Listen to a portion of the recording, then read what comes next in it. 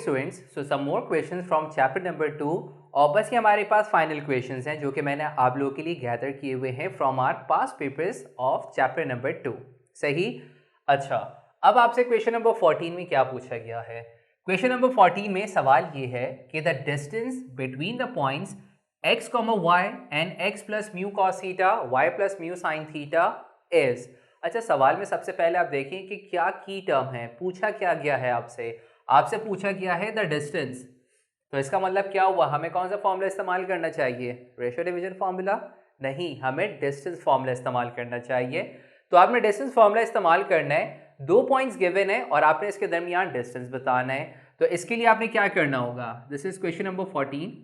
आपने distance formula इस्तेमाल करना है। डिस्टेंस फॉर्मूला इस तरह से है, x2 minus x1 whole square plus y2 minus y1 whole square. अब आप यहाँ पे वैल्यूज पुट कर लें स्क्वायर रूट के अंदर।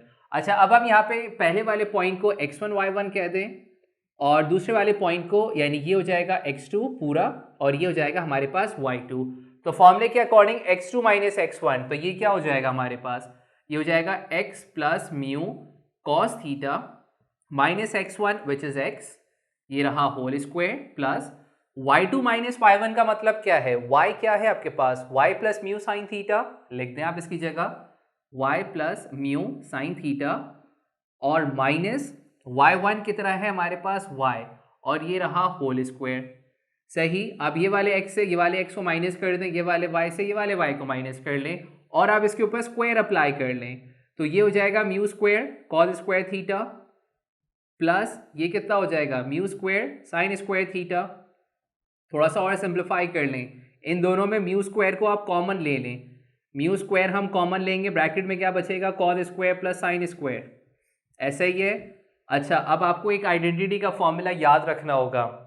वो आइडेंटिटी का फॉर्मूला क्या होता है, cos square plus sine square किसकी इक्वल है, 1 के इक्वल है। तो आप क्या करेंगे, ये रहा म्यू स्क्वायर, आप 1 पुट कर लें, इसको मल्टीप्लाई कर लें, ये बन जाएगा म्यू स्क्वायर, स्क्वायर से अंडर रूट को कैंसिल कर लें, आपके पास करेक्ट आंसर आ जाएगा mu.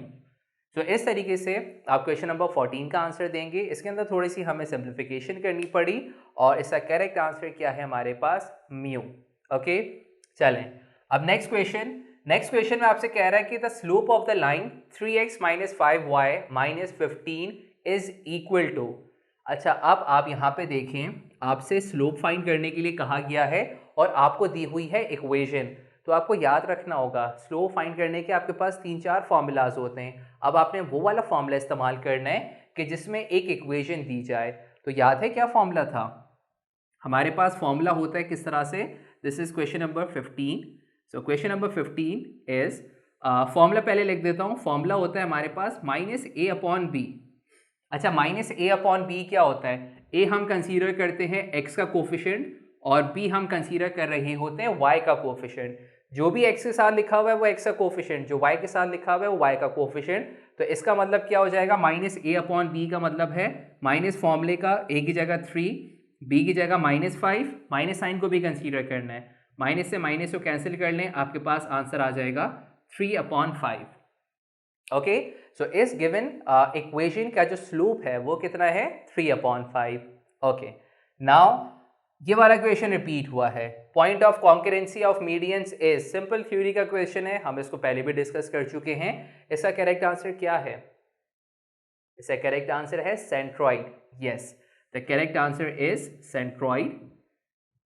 So centroid is the correct answer for question number 16। अब हम बात कर लेते हैं क्वेश्चन नंबर 17 की। क्वेश्चन नंबर 17 में आपसे पूछा गया, ये भी रिपीट हुआ है सवाल, कि slope of y axis is. मैंने आपको बताया है, ये भी डायरेक्टली वैल्यू आपको याद रखनी है। y एक्सिस का स्लोप होता है 1/0 या इन्फिनिटी। सो इसका करेक्ट आंसर है हमारे पास 1/0 या infinity. Okay, so this is the correct answer for this question. Now question number 18। Question number 18 में आपसे कहा है कि if a line is perpendicular to y axis, अगर एक लाइन y एक्सिस के परपेंडिकुलर है तो उसकी इक्वेशन क्या होगी। आप बता सकते हैं कि अगर एक लाइन y एक्सिस के परपेंडिकुलर है तो वो लाइन क्या है, वो x एक्सिस की लाइन है, ऐसा ही है ना। देखें, हम यहाँ पे थोड़ा सा डिस्कस कर सकते हैं।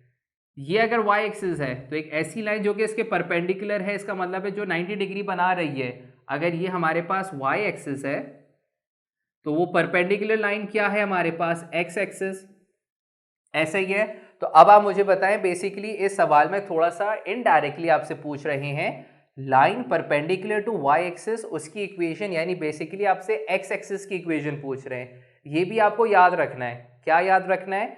x एक्सिस लाइन की इक्वेशन, नॉट स्लोप। प्रीवियसली हमने स्लोप और इंक्लिनेशन की बात करी थी, इसमें आपसे इक्वेशन पूछी है, तो इसका आंसर आप डायरेक्टली बता सकते हैं y is equal to c या y is equal to constant. ये है इसका correct answer.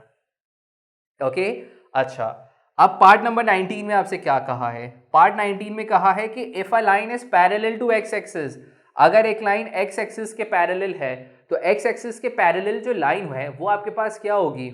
X axis line के जो पैरेलल लाइन है वो आपके पास इस तरह से हो सकती है कि वो इटसेल्फ आपके पास एक्स एक्सिस है। तो एक्स एक्सिस लाइन की जो इक्वेशन है, the if a line is parallel to x axis, तो उसका जो आंसर होगा मैं यहां आपको बता देता हूं।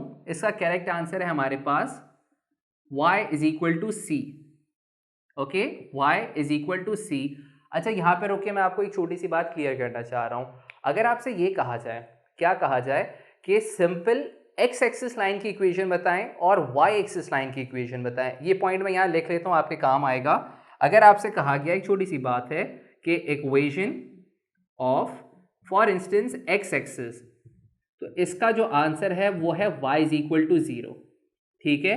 और अगर आपसे कहा गया है इक्वेशन ऑफ y एक्सिस, तो इसका जो आंसर है वो है x इज इक्वल टू 0। अच्छा, फर्क क्या है? अगर आपसे पर्टिकुलरली x एक्सिस और y एक्सिस पूछा गया है तो होगा y इज इक्वल टू 0 या x इक्वल टू 0। लेकिन अगर पैरेलल कहा जाए या परपेंडिकुलर कहा जाए तो वो आपके पास क्या हो सकती है? वो आपके पास y इज इक्वल टू 0 या x इक्वल टू 0 भी हो सकती है। इसके साथ साथ वो आपके पास y is equal to c भी हो सकता है। मैं थोड़ा सा और एक्सप्लेन करना चाहूँगा। अगर मिसाल के तौर पे आपके पास ये लाइन है x एक्सिस, मैं एक और लाइन ड्रॉ कर रहा हूँ which is parallel to x axis, वो लाइन आपके पास ये हो सकती है। क्या यहाँ पे इसका आंसर आपके पास y इक्वल्स टू 0 होना चाहिए या y इक्वल्स टू c होना चाहिए? y इक्वल्स टू c होगा, ऐसा ही है ना? क्यों? क्योंकि ये x एक्सिस लाइन के ऊपर नहीं है, ठीक है। तो आपके पास दोनों तरीके से आंसर हो सकते हैं। y is equal to c भी हो सकता है कि अगर वो line parallel to x axis है, लेकिन अगर पर्टिकुलरली x एक्सिस कहा जाए तो आपने यहाँ 0 लिखना है, यहाँ c नहीं लिखना। सही, similar the case is with y axis. Okay, एक और सवाल देख लेते हैं। अब आपसे कहा गया कि if a line is parallel to y axis, ठीक है, देन इट्स स्लोप इज, अब आप उसके स्लोप की वैल्यू बताएं। अगर एक लाइन y एक्सिस के पैरेलल है तो उसका स्लोप क्या होगा? आपने एक प्रॉपर्टी पढ़ी है, when two lines are parallel slopes are equal. तो अब आप कह सकते हैं कि अगर y एक्सिस से कोई भी लाइन अगर पैरेलल है उसका स्लोप वही होगा जो y एक्सिस का स्लोप है। तो y एक्सिस का स्लोप क्या होता है? 1/0 या इन्फिनिटी। तो इसका मतलब है कि वो लाइन जो कि y एक्सिस के पैरेलल है उसका भी स्लोप क्या होगा? आइदर 1/0 या infinity. Okay, getting the point. तो आखिर में 20 का आंसर आप क्या दे सकते हैं? 20 का आंसर है या तो 1/0 या इन्फिनिटी। ओके, तो इस तरीके से हमने चैप्टर नंबर 2 के पास्ट पेपर्स के एमसीक्यू सॉल्व कर लिए हैं। होपफुली आपको ये बातें समझ में आ रही होंगी। So this is it for this lecture, और नेक्स्ट चैप्टर में दोबारा मुलाकात होती है। टिल देन, अल्लाह हाफिज़।